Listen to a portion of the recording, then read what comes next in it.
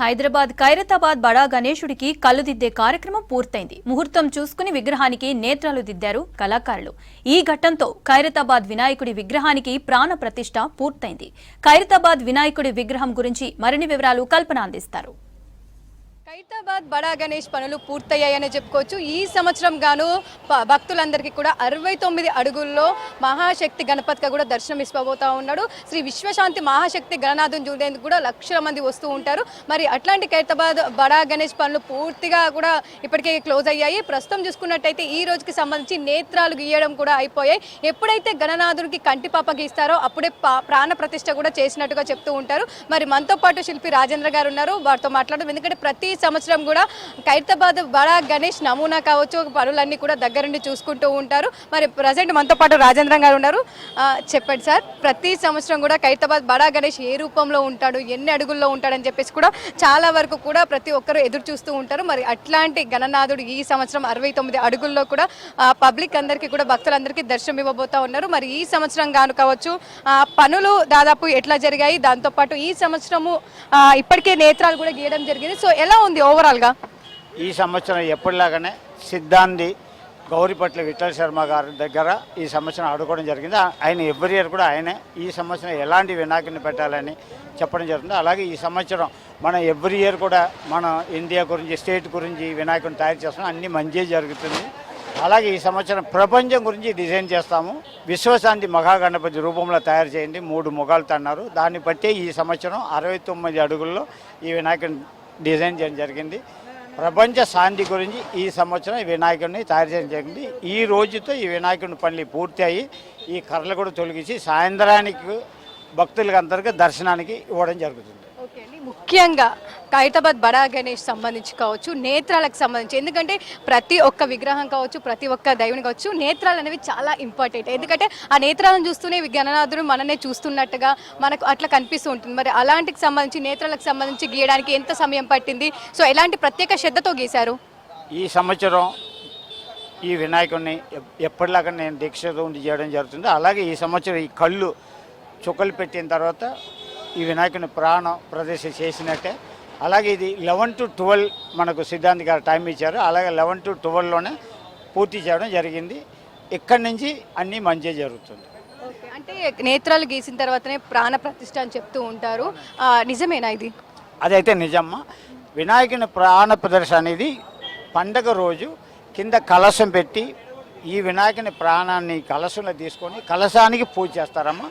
అక్కడి నుంచి ఈ వినాయకుడిని పూజలు పవర్ అన్నీ కూడా ఉంటుందమ్మా. ఈ కళ్ళు ఓపెన్ చేయడం అనేది మా వర్క్ కంప్లీట్ అయ్యి ఈ కళ్ళు భక్తుల్ని చూసినట్టు చేయడం మా వర్క్ కాబట్టి అలా చేయడం జరిగింది. కానీ ప్రాణం అనేది వినాయకుని రోజు కలశంలో తీసుకొని కలశ పూజ చేస్తూ ఉంటారు. అక్కడి నుంచే ప్రాణ ప్రతిష్ఠ స్టార్ట్ అవుతుంది. ఈ సంవత్సరంకి గాను దాదాపు మనకు 69 అడుగుల్లో దర్శనం ఇస్తూ ఉన్నారు శ్రీ విశ్వశాంతి మహాశక్తి గణపతిగా.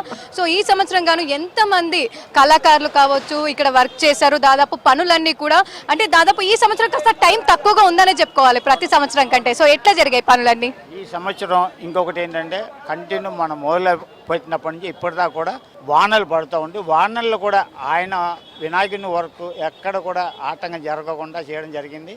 దీన్ని స్పెషల్గా ఒరిస్సా నుంచి జోగారావు గారు, తమిళనాడు నుంచి మూర్తి గారు, అలాగే షెడ్డు వేసి ఆదిలాబాద్ నర్సయ్య టీము, అలాగే welding work Nagababu Machilipatnam team, ఫైనల్గా పెయింటింగ్ కాకినాడ చెందిన సత్యార్ట్స్ భీమేష్ వారు, వీళ్ళందరూ కలిసి దాదాపు 250 మంది ఆర్టిస్టులు. ప్రతి వాళ్ళు ఇందులో పనిచేసే ఆర్టిస్టులే. ఎందుకంటే ఆ ఆర్టిస్ట్ అనే ఒక గ్రేడ్ ఉంటేనే వాళ్ళు ఈ పనులు చేయగలుగుతారు.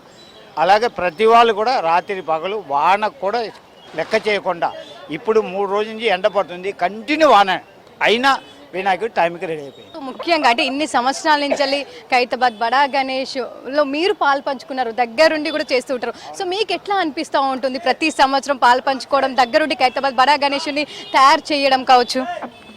ఇది నిజంగానే ఇది ఇంకా లక్షలాది మంది ఆర్టిస్టులు ఉన్నారు. ఈ ఖైరతాబాద్ వినాయకుడి నాకు ఒక అదృష్టం కింద భావిస్తున్నాను. ఎందుకంటే 78 నుంచి ఇప్పటిదాకా కంటిన్యూ చేయడం జరుగుతుంది. అంటే ఈ సంవత్సరం గాను అంటే హరిగిరే స్వామి కావచ్చు, లక్ష్మీ సమేత కావచ్చు, అదేగా జగన్నాథ స్వామి కావచ్చు, ఈ విగ్రహాలు కూడా ప్రత్యేకంగా పెట్టడం జరిగింది కదా. సో ఈసారి ఎందుకు 4 విగ్రహాలు అంటే ప్రతి సంవత్సరం పెడుతూ ఉంటారు, ఈసారి ఆ దేవుళ్ళని ఎందుకు అనుకున్నారు? ప్రతి సంవత్సరం కూడా ఈ వినాయకునికి నామకరణం ఎలా చేస్తామో దాన్ని బట్టి మిగతా దేవుళ్ళు కూడా కనెక్ట్ అవుతారు. అలాగే ఈ సంవత్సరం కొన్ని సంవత్సరాల నుంచి ఈ గుడి కట్టిన ప్లేసులో గజ్జలమ్మ ఒకప్పుడు ఉన్నాయంట. అది ఈ పెద్దవాళ్ళు చెప్పడం జరిగింది, అందువల్ల గజ్జలమ్మ అని పెట్టడం జరిగింది. కానీ వినాయకుని పక్కనే ఉండే హైగురవ లక్ష్మీ సమేత అయ్యగురవ కానివ్వండి, పూరి జగన్నాథ స్వామి అనండి, ఇవి రెండు కూడా వినాయకునికి కనెక్షన్ విశ్వశాంతి మహాగణపతి అనే పేరుకు జాయింట్ అయింది కాబట్టి అలా చేయడం జరిగింది. అలాగే కమిటీ వాళ్ళ కోరిక మీద కన్యగా పరమేశ్వరిని కూడా పెట్టడం జరిగింది. విశ్వశాంతి మహాశక్తి గణపతి 3 తలలు 5 పడగలతో 8 చేతులతో ఈసారి దర్శనమిస్తూ ఉన్నాడు. సో ఎందుకంటే ఈ స్ట్రక్చర్ అలా గత సంవత్సరం చూసుకున్నట్టయితే మనకు 5 తలలు కావచ్చు, దాదాపు 14 చేతులు కావచ్చు, 7 పడగలతో దర్శనం ఇచ్చారు. సో ఈ సంవత్సరం ఎందుకు 3 తలలు అనుకున్నారు? 3 అంటే విశ్వశాంతి అంటేనే బ్రహ్మ విష్ణు మహేశ్వరిని లెక్క చేశాం. ఆయన కౌంట్ చేసి పంచాంగ చూసి చెప్పడం జరిగింది. వేరే అన్నిసార్లు ఎన్నో తలలు పెట్టడం జరిగింది, కానీ విశ్వశాంతికి 3 వినాయకుడి తలలు ఉండాలని చెప్పి ఆయన చెప్పడం కాబట్టి 3 వినాయకుడిని సేమ్ సైజులో ఎక్కడ కూడా సైజు తగ్గకుండా చేయడం జరిగింది. సో ప్రతి సంవత్సరం కావచ్చు ఖైరతాబాద్ బడా గణేష్ అంటే శిల్పి రాజేందర్ అని ఒక ముద్ర పడిపోయింది. సో ఎక్కడికి వెళ్ళినా కూడా మీ పేరు కూడా ఖైరతాబాద్ బడా గణేష్ ఎంత ఫేమసో మీ పేరు అంత ఫేమస్. మీకు ఎట్లా అనిపిస్తూ ఉంటుంది? మిమ్మల్ని కూడా ప్రతి ఒక్కరు గుర్తు పెట్టుకోవడం కావచ్చు, మిమ్మల్ని ప్రతి ఒక్కరం కావచ్చు శిల్పి మన ఖైరతాబాద్ బడా గణేష్ అని పిలుస్తూ ఉండడం ఎట్లా అనిపిస్తూ ఉంటుంది?